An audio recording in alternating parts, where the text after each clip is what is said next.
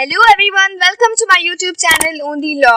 आज हम डिस्कस करने वाले हैं कि एफ्रे एंड रायट के दरमियान क्या डिफरेंस है, मेजर पॉइंट्स ऑफ डिस्टिंक्शन जो है कौन से हैं जिससे हम एफ्रे और रायट को जो है वो डिस्टिंग्विश कर सकते हैं।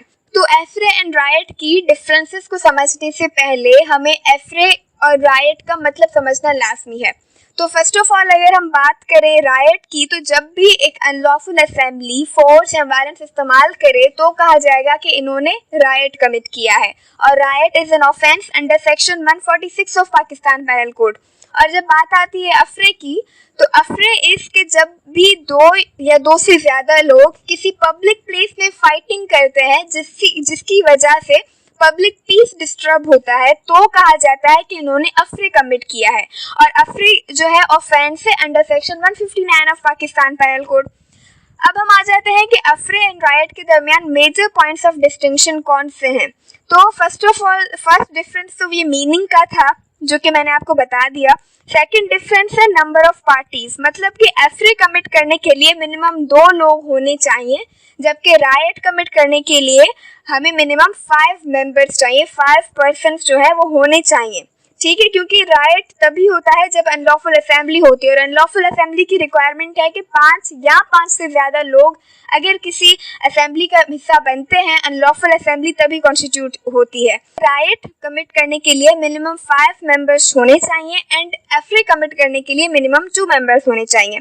सेकंड डिफरेंस इज प्लेस, क्योंकि अफ्रे जो है वो सिर्फ और सिर्फ पब्लिक प्लेस में ही कमिट हो सकता है। रायट जो है वो पब्लिक प्लेस में भी हो सकता है और प्राइवेट प्लेस में भी हो सकता है। उसके बाद फोर्थ डिफरेंस है कॉमन ऑब्जेक्ट से रिलेटेड। तो अफ्रे कमिट करने के लिए या अफ्रे का जो है गिल्टी होने के लिए ये लाजमी नहीं है कि उन जो पर्सन फाइटिंग कर रहे हैं उनका कोई कॉमन ऑब्जेक्ट भी हो। तो कॉमन ऑब्जेक्ट एग्जिस्ट कर भी सकता है और एग्जिस्ट नहीं भी कर सकता। लेकिन रायट कमिट करने के लिए जैसा कि मैंने बताया कि अनलॉफुल असेंबली का होना लाजमी है, तो अनलॉफुल असेंबली तभी बनती है जब उनका कोई कॉमन ऑब्जेक्ट होता है, और वो कॉमन ऑब्जेक्ट होता है जो कि सेक्शन 141 में बताए गए 5 कॉमन ऑब्जेक्ट्स हैं, उन्हीं में से कोई एक कॉमन ऑब्जेक्ट होना लाजमी है। उसके बाद आते हैं नंबर 5 पे। तो लायबिलिटी भी डिफर करती है, क्योंकि एफ्रे में सिर्फ वही मेंबर्स लायबल होंगे जो कि एक्टिवली फाइटिंग में पार्ट ले रहे हैं, जो कि एक्चुअली जो है वो फाइट कर रहे हैं। लेकिन जब बात करेंगे रायट की, तो रायट में हर मेंबर, अनलॉफुल असेंबली का हर मेंबर जो है वो लायबल होगा। जैसे कि सपोज कर लीजिए कि एक अनलॉफुल असेंबली है जिसमें 7 मेंबर्स हैं, ठीक है, 7 पर्सन एक अनलॉफुल असेंबली कॉन्स्टिट्यूट कर रहे हैं और उन 7 में से 5 ऐसे ही खड़े हैं, 2 लोग जो है वो फोर्स या वायलेंस इस्तेमाल कर रहे हैं।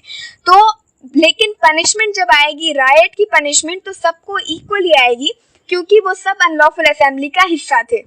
उसके बाद आते हैं पनिशमेंट के ऊपर। तो अफ्रे की पनिशमेंट है 6 मंथ्स इम्प्रिजनमेंट, 100 रुपीज तक का फाइन या बोथ पनिशमेंट्स। और रायट की पनिशमेंट सेक्शन 147 ऑफ PPC में गिवन है, जो कि है मैक्सिमम 2 years इम्प्रिजनमेंट, फाइन या बोथ पनिशमेंट्स भी आ सकती हैं।